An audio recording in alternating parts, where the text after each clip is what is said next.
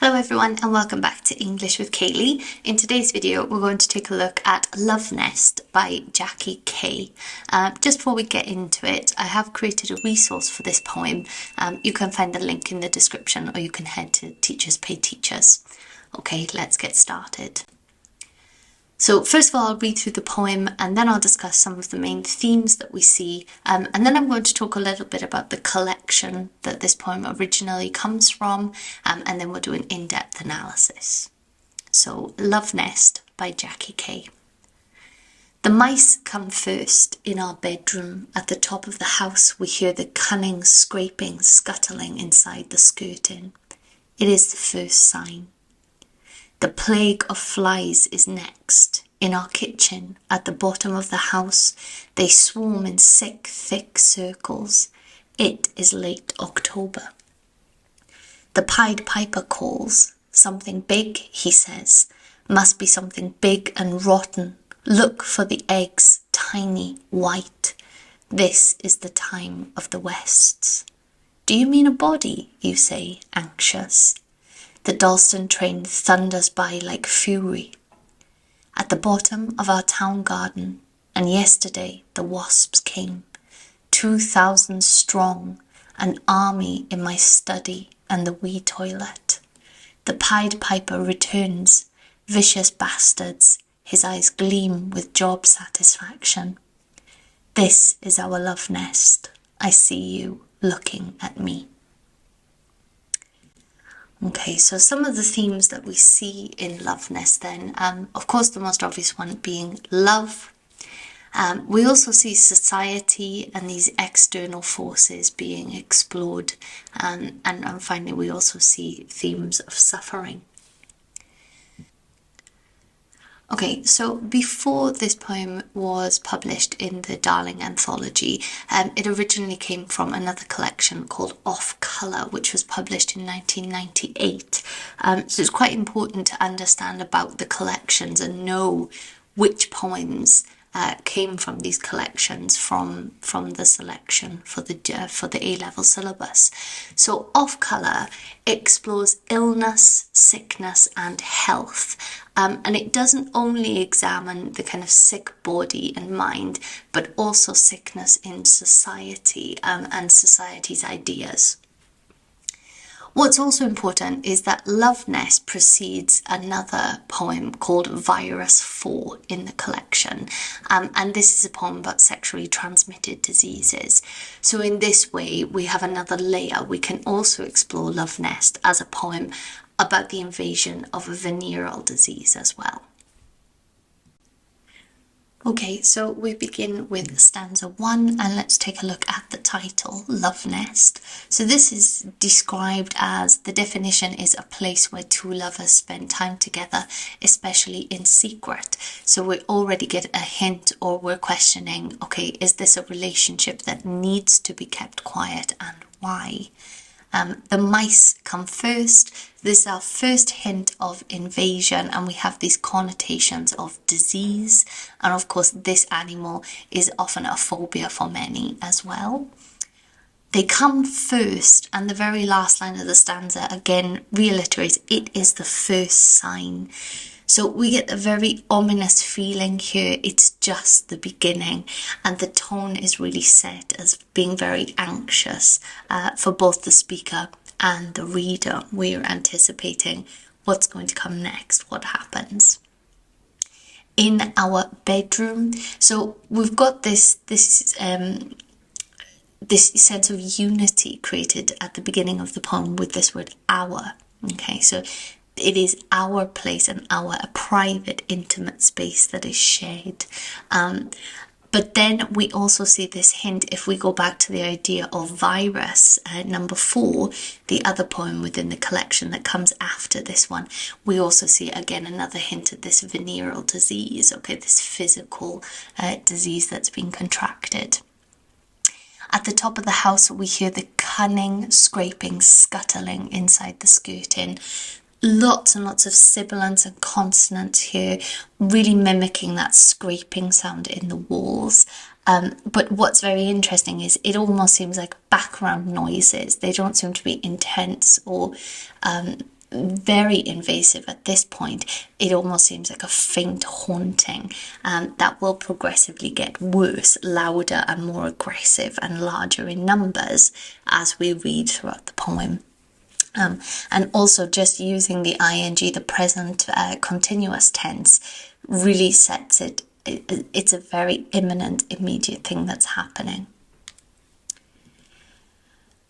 So we see quite a rapid change in sentence length. Actually, this is seen throughout the poem, and it seems to really reflect the anxiety of the speaker, again creating that anxious tone throughout the poem.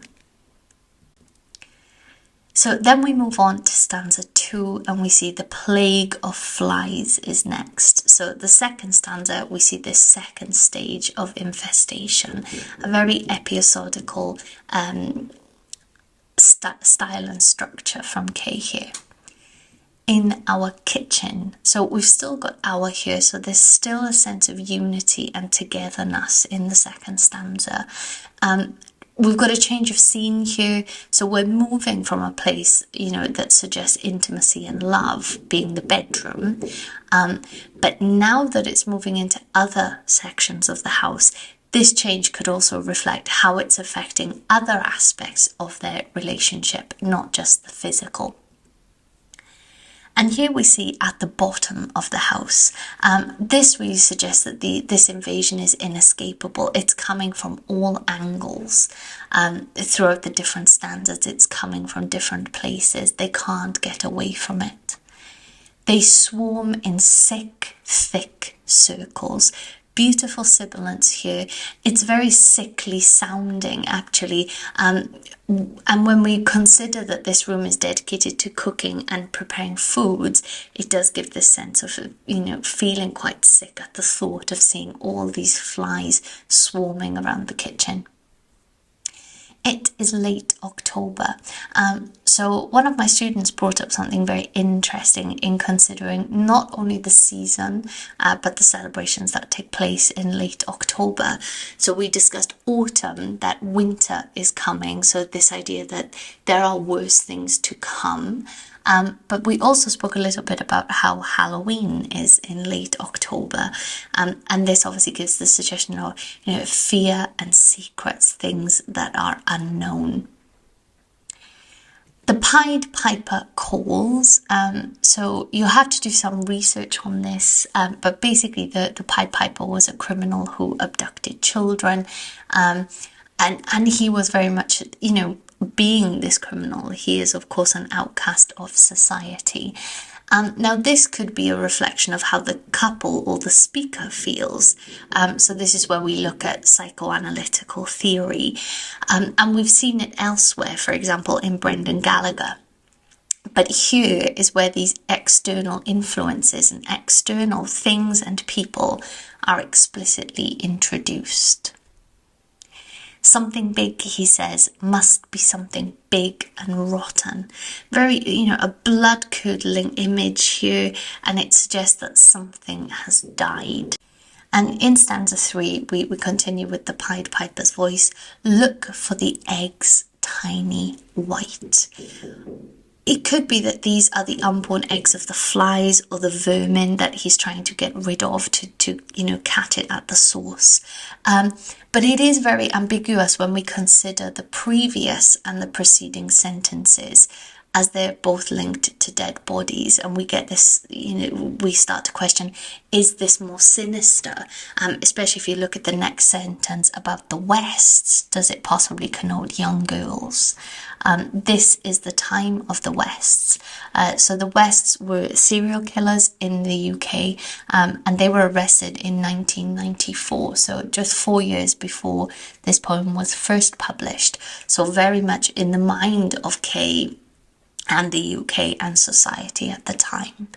So once again, we've got this reference to outcasts of society. So I've just written here again to make sure you look into the psychoanalytical theory and queer theory, and reflecting how people who didn't fit in or fit the norm of society, how they almost must have felt or felt they were treated or were treated, or made to feel as if they were a part of this minority group. Do you mean a body? You say anxious. So here, Kay really anticipates the reader's reaction and our own question. Even if we consider look for the eggs tiny and white, we already start to think of bodies. And Kay anticipates this and uses, the second person personal pronoun. It places us within the poem and heightens the confusion and ambiguity of the situation. We want clarity, we want to understand, and yet we don't.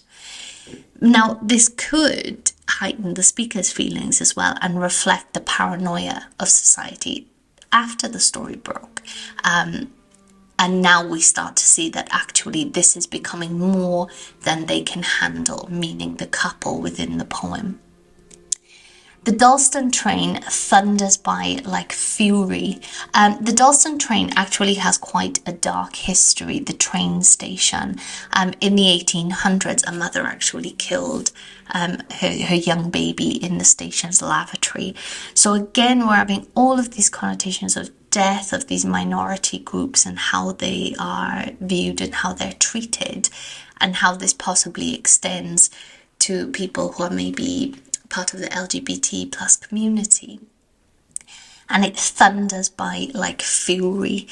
So we've got a simile here, and we get this sense of anger, of wanting to escape. But there's a question of, at this point, do they want to escape together, meaning the couple, or do they want to escape the relationship and the problems that they're having or are encountering?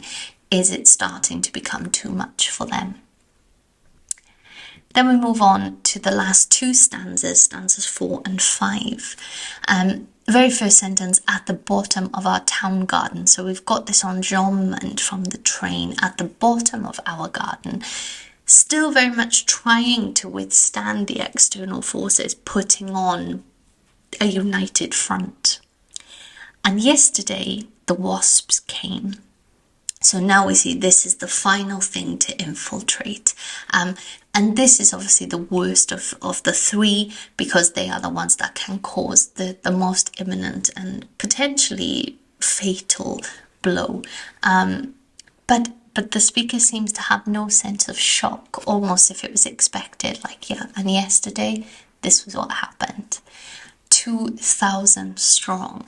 And we see this number and we get the sense that the couple are outnumbered and that they're unlikely to prevail.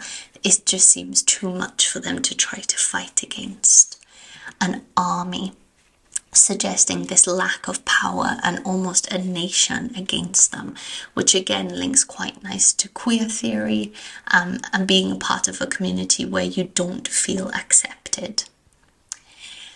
Now we have Mai, so we're moving away now, and now it becomes, there seems to be a sense of separation between the speaker and their partner, the separation of the couple. Is it a very forcible split because of this infiltration of the army?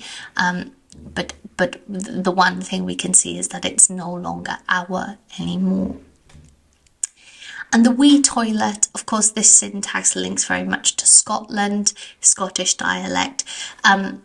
So we can then link it back to Kay herself growing up in Scotland, and potentially a view on Scottish society at the time. But here we see that it even invades their most private space, where you should be safe and shielded. They are not. The Pied Piper returns and he says, vicious bastards, his eyes gleam with job satisfaction. So is this a reference to the pests, or is it a comment on society? But his eyes gleam with job satisfaction. So there seems to be a sense of some success. Have they killed off the invasion? Or does it more link to a start of a change in society? So a very layered poem that can be analysed in different ways. And then the very last stanza, of course, it's a standalone sentence. This is our love nest. I see you looking at me. I think this reads as a very sarcastic and cynical statement. you know, we see that this is what people have had to endure because of societal views and norms, and that this is what has been created for them, and this is what they have to endure if they are to live the life that they want to.